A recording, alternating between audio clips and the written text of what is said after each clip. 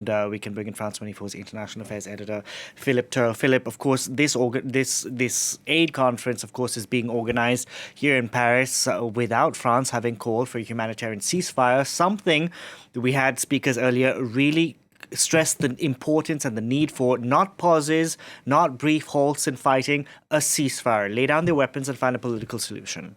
And that is something that Emmanuel Macron has finally said today, calling for a humanitarian ceasefire to let the aid get into Gaza. There's also other announcements which are expected in the day, the setting up of hospitals outside of Gaza to treat people, an air bridge to bring in more aid via the air if they can't get it in through the border crossings, and an Egyptian initiative to care for injured people as well. All of these are expected to be finalised in the next few hours during this conference here in Paris. The French are also expected to announce a significant increase in their aid to the Palestinians to help with the bringing in of aid into the Gaza Strip as well. So even if there are problems involved, there is still this global willingness to try to do as much as possible to help the people of Palestine. The big problem here, Delano, is that the elephant in the room, or not in the room, is Israel. Israel is not taking part in this conference. They're not there. Emmanuel Macron has been talking to Benjamin Netanyahu, the Israeli Prime Minister.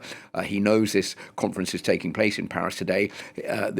Israel has not got a delegation here, basically because the French president doesn't want this to become a conference which is pointing the finger at Israel or critical of Israel. This is a conference to drum up support for the Palestinians. But the fact of the matter is, Israel may not be in the room, but Israel is needed. And that is the other problem I was going to come to, is that Israel is the one that's calling the shots and making the final decision. Exactly. So if all of these pledges are made today, and Israel, which has said last night, Benjamin Netanyahu issued a statement saying there will be no let up in the bombing raids as long as the hostages that are being held by Hamas are not released. It's difficult to see how this conference today is going to move forward and provide that much needed aid to the Palestinians. And Hamas has said all the way down the line, we will release the hostages if the Israelis release Palestinian prisoners that they're holding. There are up to 5,000 Palestinian prisoners in Israeli jails.